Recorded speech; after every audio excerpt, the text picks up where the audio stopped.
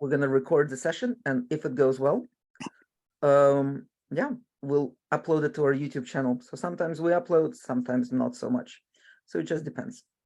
So if you can go onto Mentimeter, and you either can do this by scanning the QR code or going to menti.com and typing in the code, or clicking on the link I just popped into the chat.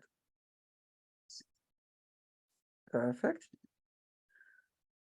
And once you're in, if you can click the little heart sign, so I know you're in. Fantastic.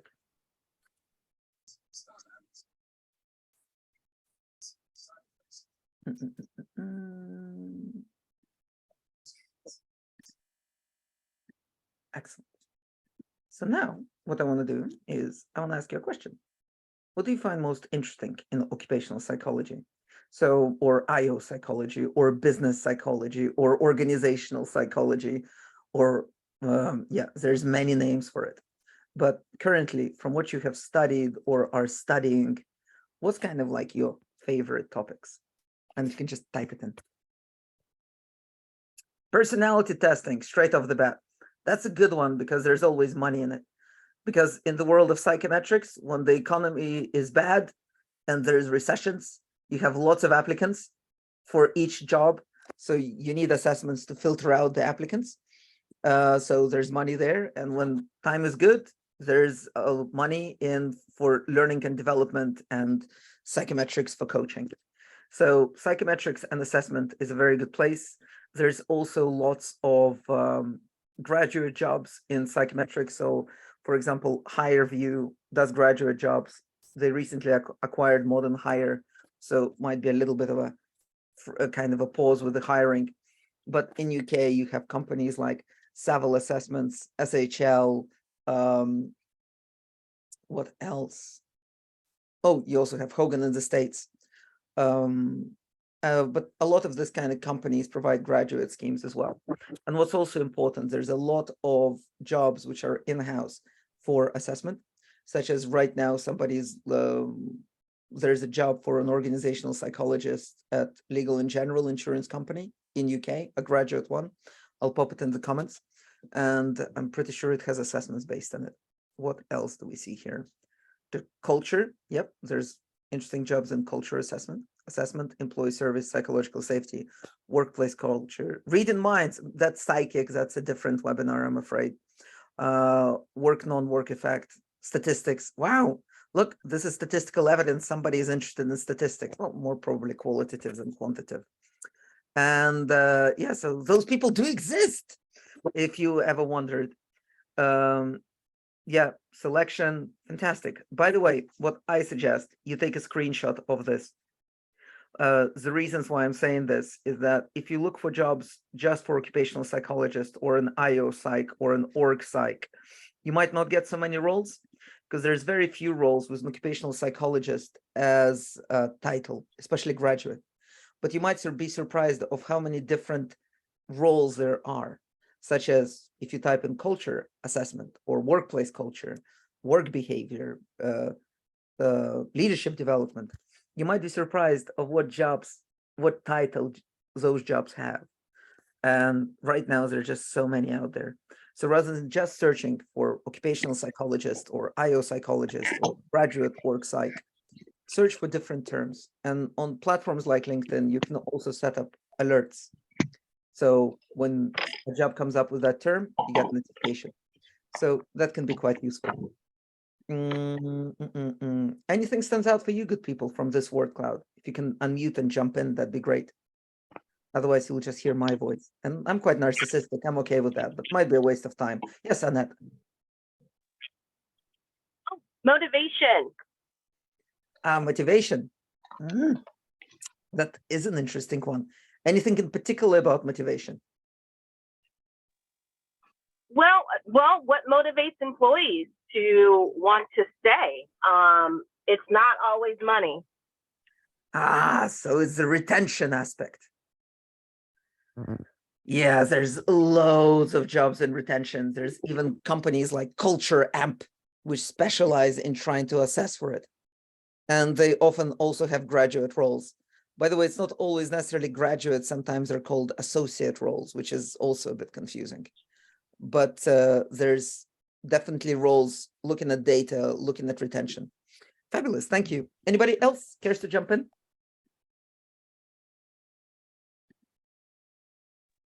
Hello there. Yeah. Hello.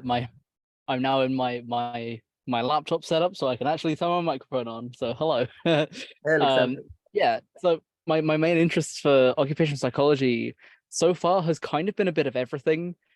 We've covered kind of in the course of my master's degree, consulting skills and learning training development, and just kind of every individual bit is really interesting. And so I'm wondering how much scope there is for kind of jack of all trades style occupational psychologist role.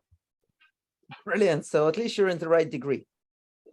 If you find it all interesting, because in UK OxPsych degree, what's a little bit confusing is that you have a little bit of everything. It's like a tasting menu.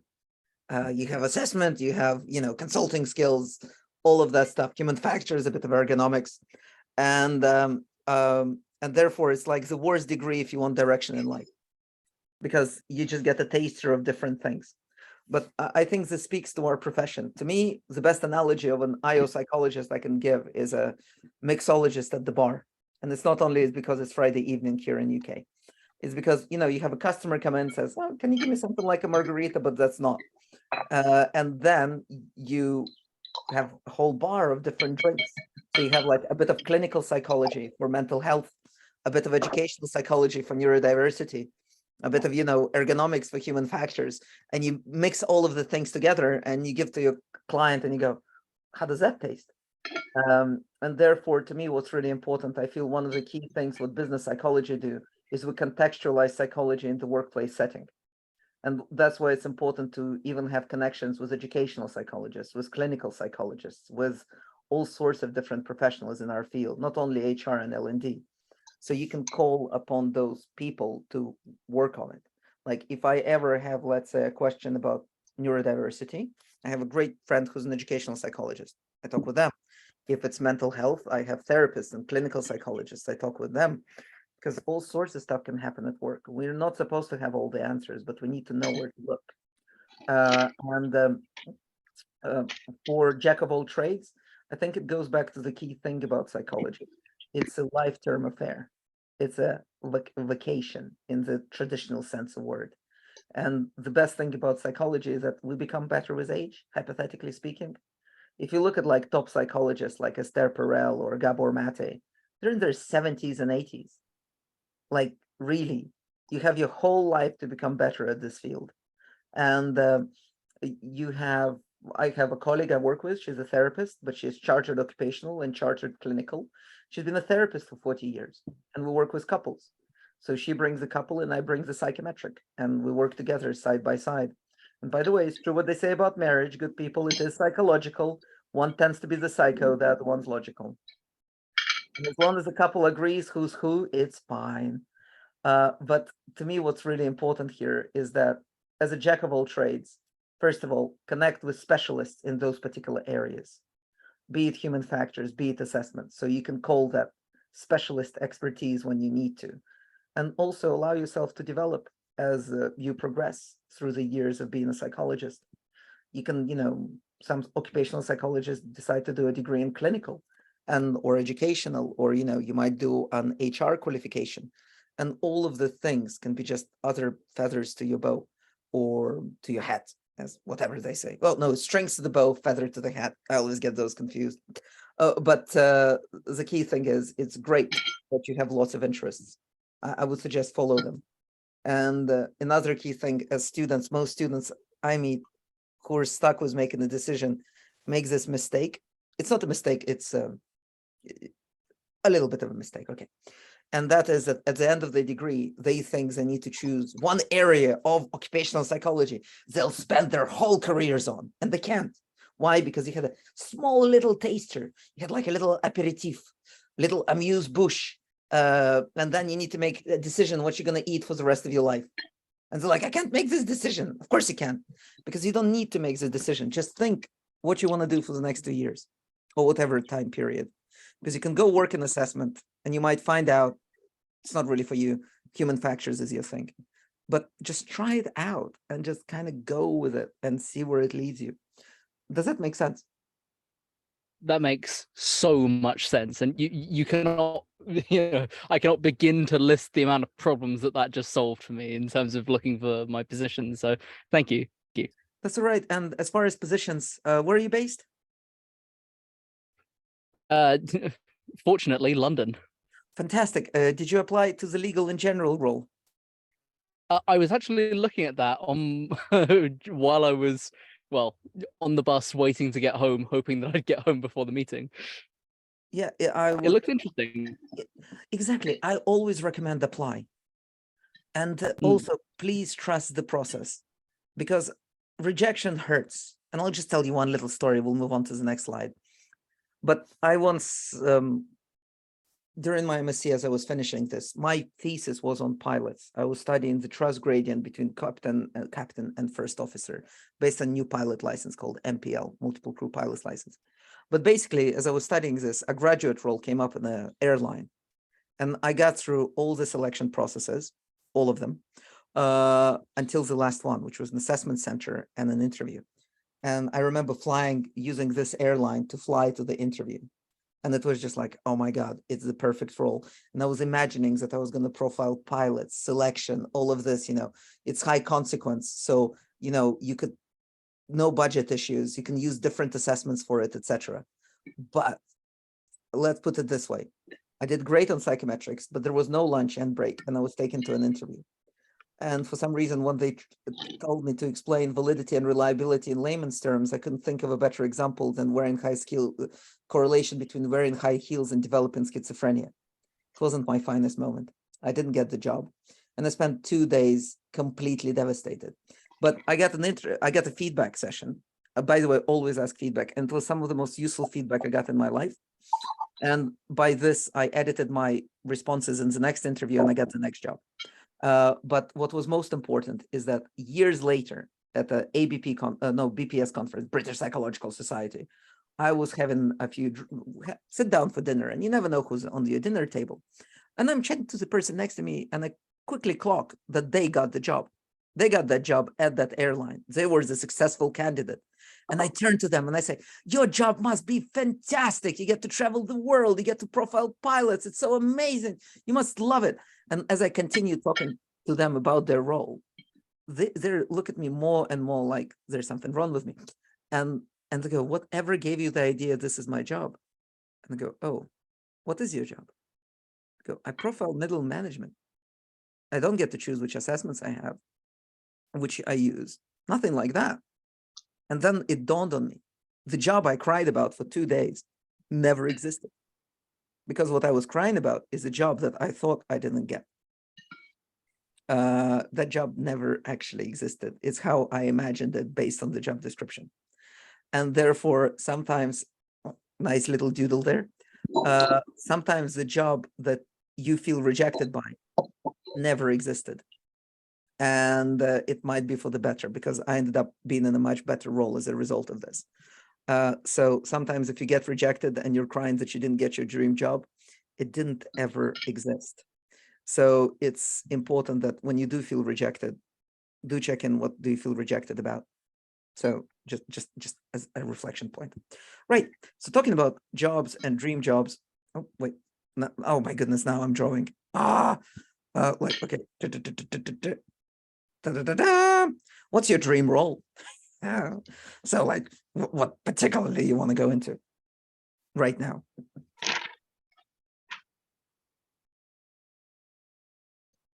If you can type in, or feel free to unmute yourself and jump in.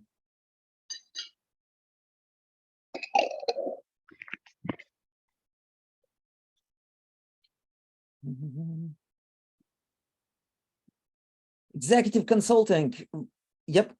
Check out companies like YSC in that domain. It's quite nice. They just recently bought by Accenture, but they often hire graduates and they have a good development scheme. Also, Big Four like EY, Deloitte, they have their own graduate schemes as well, which might be worth exploring. Accenture, those companies. Early career program management, fantastic. That's quite niche, but very much needed. And there's quite often roles in that domain within, especially in-house roles. So for particular corporates. Assessment solution consultant, as previously discussed, psychometrics is a way to go. But by the way, it's not only just general ability, personality. You also get gamified assessments. You have culture assessments as well now. So there's all sorts of interesting assessments going up. Well-being specialist, brilliant. There's quite a few interesting startups when we talk about well-being, but there's also established companies like in UK, you have Affinity Health at Work. They offer graduate positions and internships. People analytics management, brilliant. There's so many companies coming up with people analytics, AI, just loads of them. Organizational developer, consultant in employee relations. Oh, the employee relationships one is very interesting indeed. It's like a process consultant using personal constructs, psychology in organizations. Niche, but cool. Psychometrics, org development, analytics. I suggest with all of these roles, one of the things to consider is that look on LinkedIn for groups for this particular niche topics. The nicher, the better. And like if you're interested in assessments, there's the psychometrics forum. The reason to join these groups is not necessarily that there will be jobs there or the wall or whatever. The reason for it is when you join, you can see other members of this group and you can contact them directly, even if you're not connected. So you can join the group and then look at the members, because I'm a big believer in self-selecting sample, because those people share something with you. They share the interest in this niche topic, whatever it is. And then you can just reach out to them and say, look, I find this fascinating. Like, let's say people analytics and management. There's a nice British guy called Max Bloomberg to follow in people analytics space. He's great. And he often posts jobs and all of that stuff. And you can message them and say, look, I find what you do fascinating, people analytics fascinating, mention what they do and say, you know, would you have any words of wisdom about entering the profession? Or if you'd be free for a quick call, I'd very much appreciate it.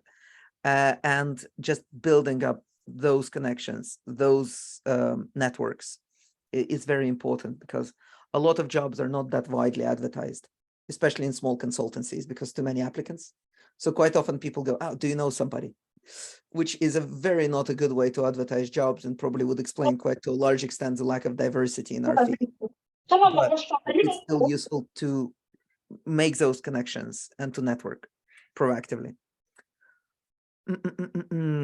Great. So what are the biggest challenges for you in getting that role?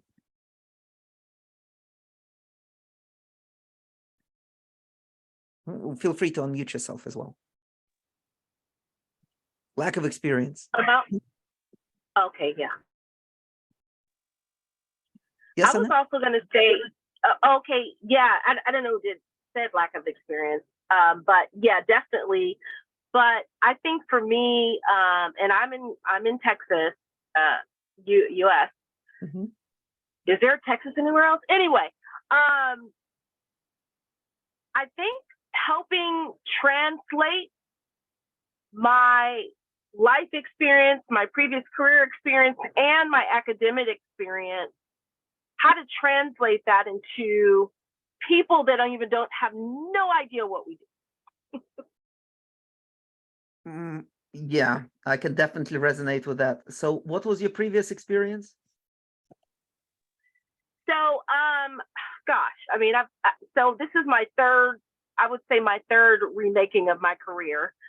So I've had experience in healthcare, patient services, customer service, sales, and then a little bit more in the HR world recently, talent acquisition, executive full desk recruiting, which is basically a headhunter. So you have to, you know, and working with, you know, managers and the HR department. So, and then of course my academics, right? In IO, Psych. How do we translate that on our resumes and on, you know, so people start thinking, oh, okay, you do what we're looking for. Yeah, absolutely. And we, so transitioning to Psych as a second career, can be a bit of a challenge, but it's also so much wonderful experience you bring and expertise in particular fields. We had 4 seminars last year about people who transitioned into IO or occupational psychology from other professions, and they're all on our YouTube channel. So it is about how you present your experience. It is about also, let's say, if you have experience in recruitment, finding out recruitment companies that also do IO psychology. So we have a few of them in UK. So it is to go with a company that would appreciate and see the value in your previous experience. Let's say if you worked in healthcare, finding out IO consultancies that have worked with healthcare and work with healthcare. So you have that insider knowledge track of the lingo, the challenges your clients are facing, etc., that somebody who has never been in that profession or that sector doesn't know. So that puts you at an advantage as a consultant, potentially.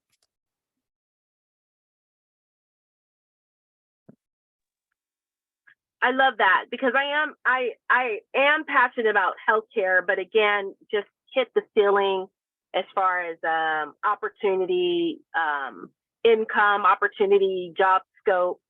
And so I think I've always been interested in IO psychology. I just didn't know what it was called. So. Yeah, I can definitely resonate with that. And let me just, I think it's this one. Yes, so here we have a couple of people on this one. Let me just pop it in the chat, which is all about, I think, how you present yourself and what words to use to highlight your previous experience. So that video might be useful. And by the way, on the YouTube channel, we're uploading every couple of weeks. So stay tuned, and all the events tend to be career related or psychometrics related. So I'm a business psychology major, not an IO psych, so I like experience.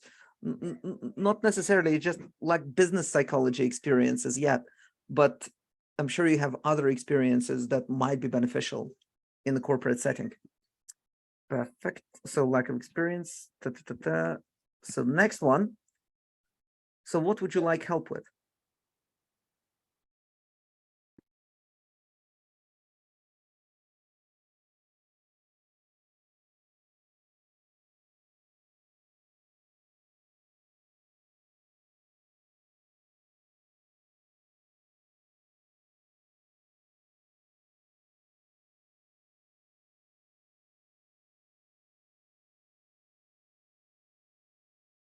And just while those questions are coming in, answers coming in, just to build up on the previous one of the challenges, like assessments, always practice. Psychometric assessments, ability assessments are trainable. So if it asks you like verbal, numerical, reasoning, etc., there's websites on which you can practice, like Assessment Day. And when I started doing psychometrics, I was getting like 20th, 25th percentile on numerical and verbal. And within a couple of weeks of practicing, I was scoring in the 90th percentile, because those platforms give you feedback on where you're going wrong. And at the end of the day, it's, it's high school math. All this numerical testing is just hidden a little bit better.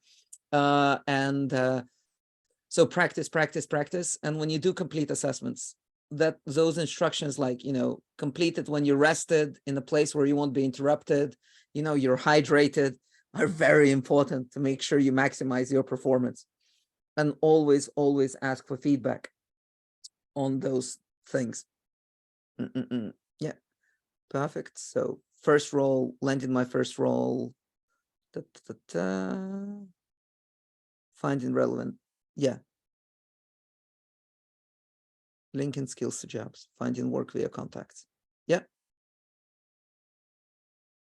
Anybody else? Oh, anybody wants to jump in and either unmute yourself and say, what is it, what you need help with, or what's kind of standing out for you from what you're seeing so far?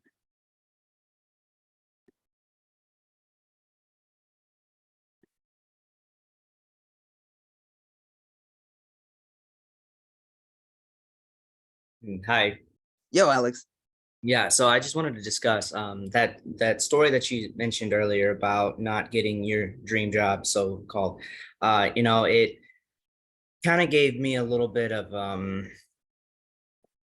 what is it? What am I looking for? Like, some pressure off the shoulders, so to speak, because, you know, sometimes I do that too. I have this inclination of how this job is going to be, and then I don't get it. And then, you know, I'm upset about it for a few days and I just get back onto the grind. But, you know, hearing that I'm not the only one that's struggling, and, you know, there's a whole group out there, really makes it hopeful that I can find something soon.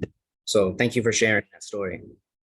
Absolutely welcome, Alex. And yeah, with companies, you also have the concept of branding. So I'll give the little anecdote our course lead told us before we're going job searching. And that is that person dies and they go to have, like, I think St. Peter, right, at the gates. And they go, oh, I got into heaven. And he goes, not quite. What we started doing here is that we want to give everybody an honest experience of heaven and hell.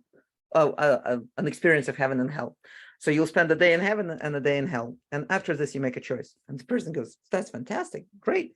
So they spend a day in heaven and it's all great. You know, everybody playing harps and confessing how much they love each other, you know, fantastic. And then they go for a day in hell. And there's no demons, there's no pitchforks, there's no sulfur, there's golf courses, there's as many substances as you can take because you're not going to die, you're already dead. You know, there's all sorts of frolicking and shenanigans and all of this because there's no risk of catching any diseases. You're already dead. So it's just like fantastic. So after this, they go back up and they go, and so is it heaven and hell for you? Go, well, you know, heaven was really nice, but I'll go for hell. So he goes, okay, sign here. So the person goes to hell. And now it's like devils, you know, suffering, pitchforks, screaming, agony, just horrendous. And they tap one of the devils on the shoulder and they go, sorry, but where's the golf courses and the drugs? And the devil goes, oh, that was a recruitment day. Nice. Pretty funny. Did that resonate with you, Annette? Yeah, it's funny.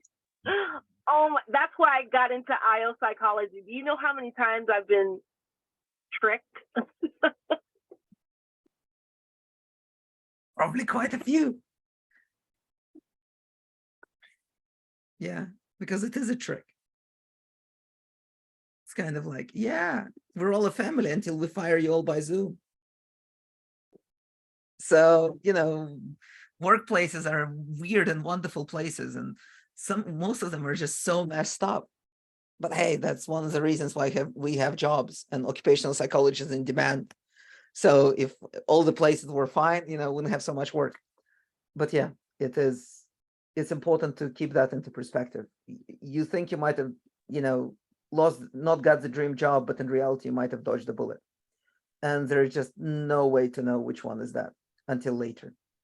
So I'd always say, ask for feedback. If they don't give you feedback, that already tells you something about the employer. Also connect on LinkedIn with any people you came into contact with in the organization.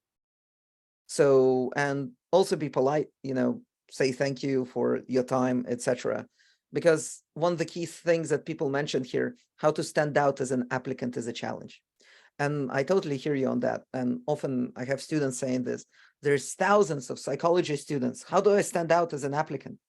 The irony is that most students don't do anything to stand out. So it takes very little effort to stand out. Most cover letters I read started with, I'm passionate about psychology.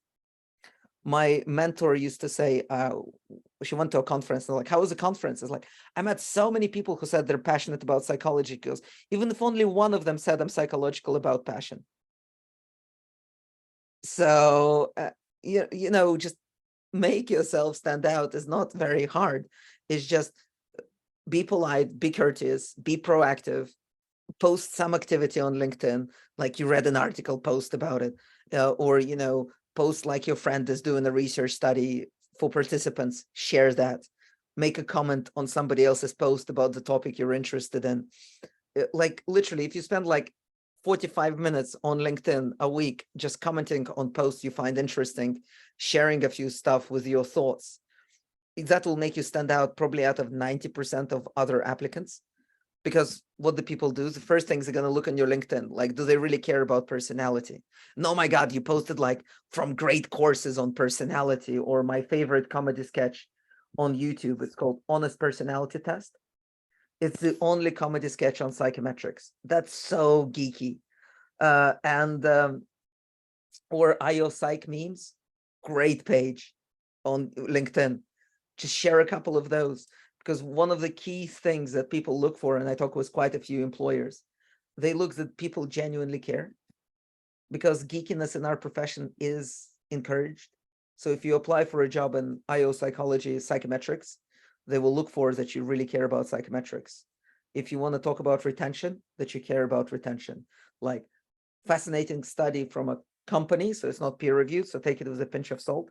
But you know how, they publish 19% of employees feel engaged. Well, a new research came out saying that 40% of employees feel invisible when it comes to recognition. Now, isn't that interesting? So even posting stuff like that, asking questions, interacting with your network, makes you stand out as an applicant, because they go to your LinkedIn and they see your activity. Also ask for recommendations on your LinkedIn. So even if a person you worked with in a shop or anywhere or volunteered with, ask for recommendation. So it's there on your LinkedIn as a little testimonial. That helps. Write about what you're finding for your MSc. Publish when you publish your MSc, saying, I just completed, this is a topic. If anybody wants a copy, let me know. Pop it in the comments.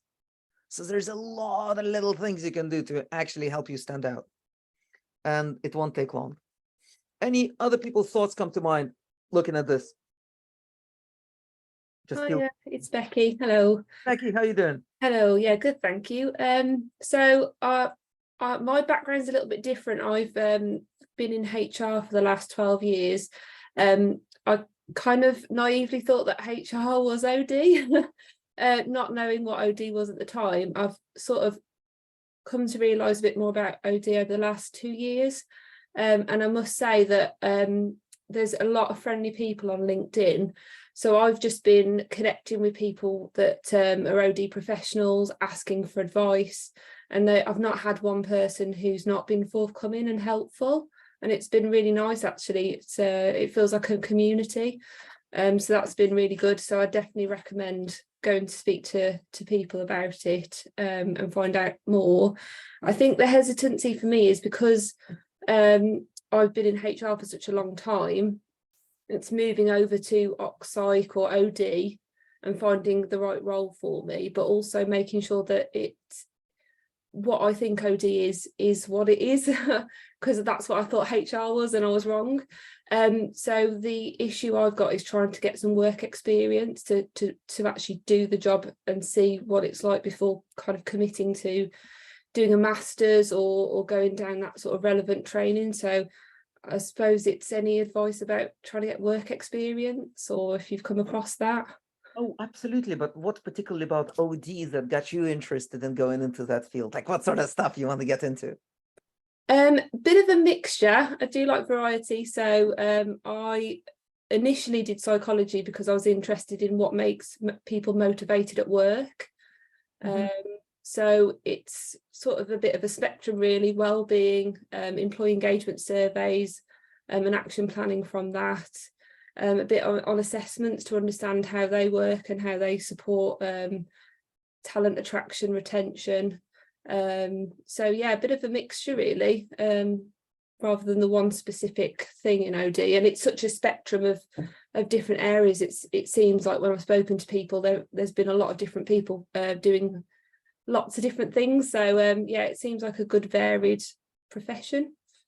Absolutely. And it's going back to that point about being a jack of all trades. And that is, you can pick and mix, and you can ultimately create a role which is just unique for you. This is why a lot of people will spend a few years in corporates and consulting and then become independent consultants. Yes. So they can kind of focus on what they want to do. So yeah, and Vanessa, were you about to unmute yourself?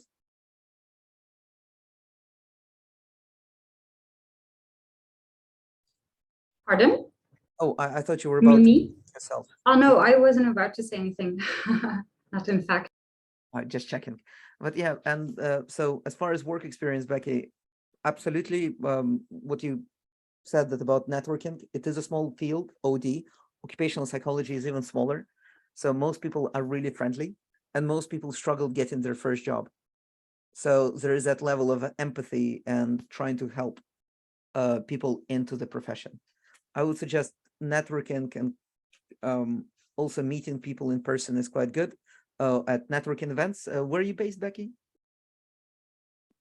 Staffordshire, so not far from Birmingham. Nice. Well, if you fancy a trip down to London, down south, we run an in-person events called Psych. It's for anybody interested in psychology, and it's a good way to meet each other, etc. And so that could be of interest. Yeah, great. And with assessment, let me think, with work experience. I mean, the key thing is that though HR didn't quite work out as OD space as you saw it, the fact you have 12 years experience is fantastic. Because you have that experience that makes you stand out as an applicant. Most of our clients are HR, so you have the idea of how it is from the other side. On the dark side. Well, not necessarily dark side, that's good. Okay. But I'm just curious, Becky, with the consultants you have worked with, what made consultants that you worked with stand out for you? Like, well, so I haven't actually worked with any consultants. So every organisation that I've worked with has not had OD or Psych or anything like that at all. It's just sort of HR maybe doing a side project on employee engagement or talent management, but yeah, nothing in that world, which is why I didn't know about it. I just thought I had to keep going up higher in HR to get to the OD stuff. And it kept not happening. Yeah. One of the things I would say is that now you want to go into OD. One of the things I recommend, especially if you had a career so far, it doesn't matter what field, write down 3 names of people you enjoyed working with in the past. Doesn't matter what's capacity, and just reconnect with them and tell them what you're facing right now, such as you want to go into OD and get some experience, and just ask them, do they know anybody? Yeah. And you might be surprised of how this kind of connecting, what it might result in. But yeah, good. And but I'll keep you updated about the SciPubs, and you can just join if you fancy it. We have a SciPub group on LinkedIn, so if you join it, you'll be updated of all the next events. We're also creating a podcast, so you'll get the recordings of the events as well. And if you're interested in psychometrics and assessments, we created a thing called Psychometrics Academy. It's also a LinkedIn group you can join. And we run free events in psychometrics. So how to use them in coaching, how to use them in development, team workshops, you name it. So if you want to kind of get the experience of that from that side, you're more than welcome. So we covered networking, relevant courses. There's so many, Coursera, edX. One of my favorite courses on Coursera is Unethical Decision-Making in Organizations. It's great. So attend the course, pop your key takeaways on LinkedIn and thoughts to it as well. So you don't only attend the course, but you also get some publicity from it. Resume building, theory to start with, specific skills required. Yeah, but with specific skills required, even if you meet only 70% mentioned, that would still apply. So don't see it as a cutoff point. Right. So just to facilitate a little bit of collective intelligence, what has been the best advice you ever got on job searching? If you can type it into Menti, or feel free to unmute and jump in.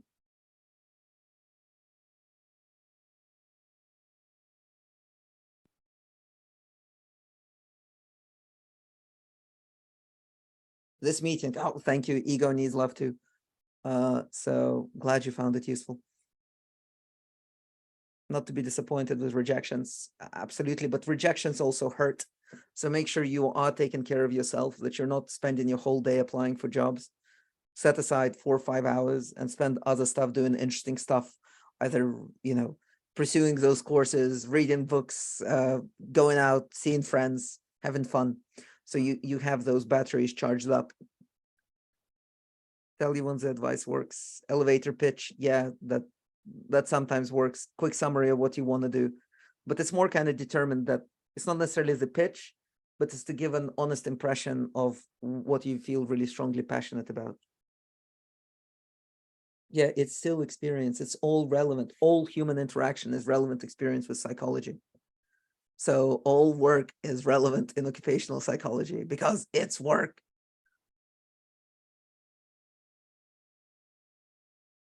Yeah, not to waste my time with personalized cover letters. I would not necessarily say so. If it's a small job, so it's a small consultancy, and it's, you have the recruiter's name, it's maybe 5 or 6 people. There, it's more likely people will read the cover letter. What you can also do, you can give a call in advance and say, look, is there anybody in the role who I can talk to get a better idea of this before I apply? And even if they don't reply, it still makes you stand out as an applicant, because you've shown that a little bit of proactivity. So you reached out to them proactively, even before putting in your application. If you don't get a response, just apply anyways. But sometimes people will respond. And if you have a personalized cover letter there, is great. Because the way I see it is, first of all, you have the LinkedIn. Your LinkedIn should entice them to read the cover letter. And then the cover letter should entice them to read the CV. But yeah, so to make sure you kind of sort out that journey. Research the company beforehand. Yeah, absolutely. But please make sure to note that people who post on Glassdoor, it's a self-selecting sample. Most of them are quite disgruntled. If people live with an average feeling, they're not likely to go into Glassdoor and leave a bad review. So, of course, go to Glassdoor, look at the negative feedback and positive one, but also take it with a pinch of salt, because not all employees leave feedback, but a small proportion of them. But yeah, some of the places can be quite horrific. But see, the best thing about it, you can quit. And most important, before you apply, please remember that ultimately you as an applicant have the final say. So at the end of the process, when they offer you a job, you can say no. So, and this is one of the benefits, that if you're not sure about the company, the beauty of the application process and the interviews, then you can find out about them than more than was written in the job description, and they can find more about you. So it's a two-way street. So research the company. Any other thoughts come to mind? Feel free to unmute yourself and jump in.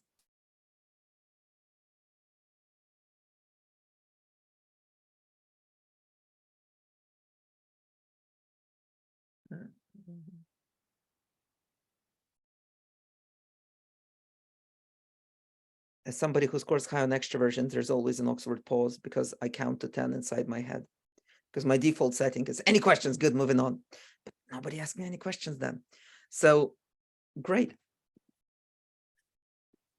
So now, when you're doing all this searching, what is one thing you can do for yourself? Just something nice over the weekend, potentially. Because job searching is a marathon.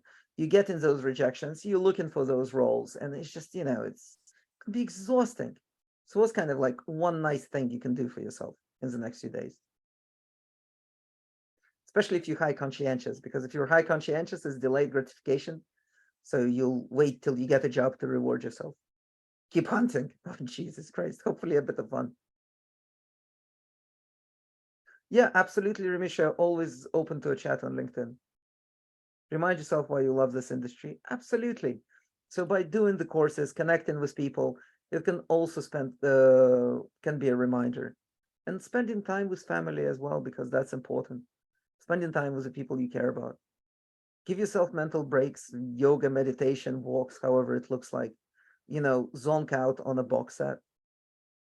Get out from behind the laptop. Absolutely. Go for a walk, have some fresh air. If you spend a couple of hours applying for jobs a day, that's enough.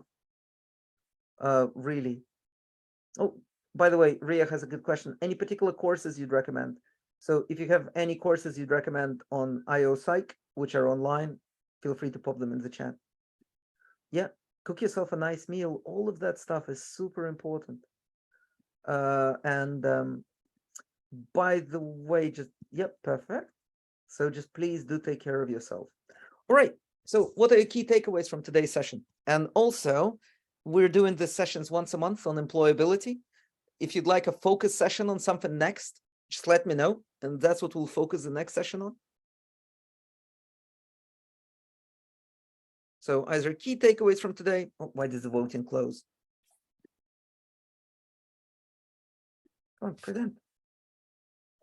Oh yeah, open voting.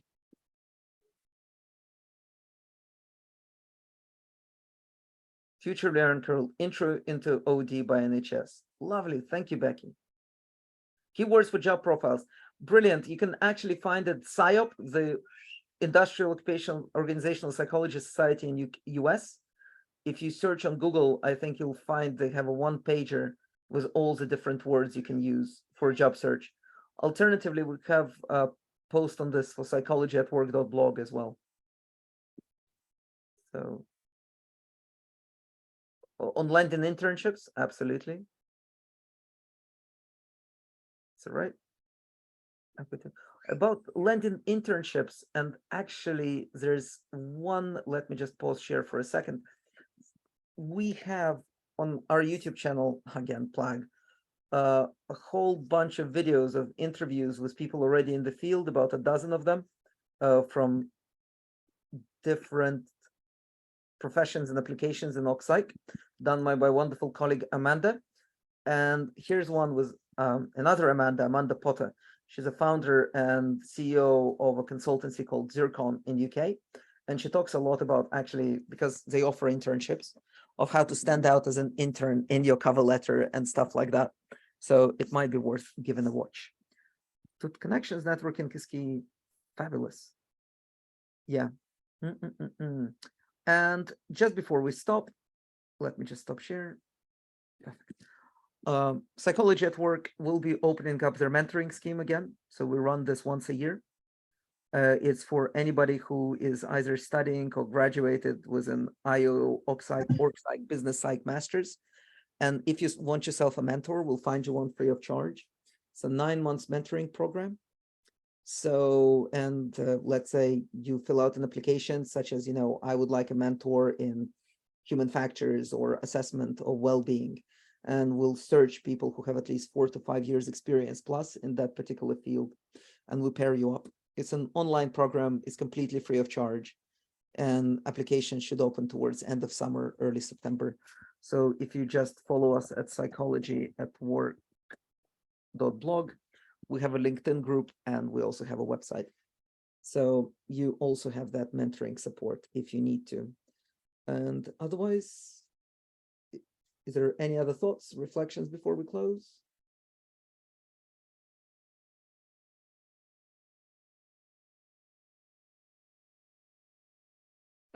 Just one. Thank you very much, Nikita.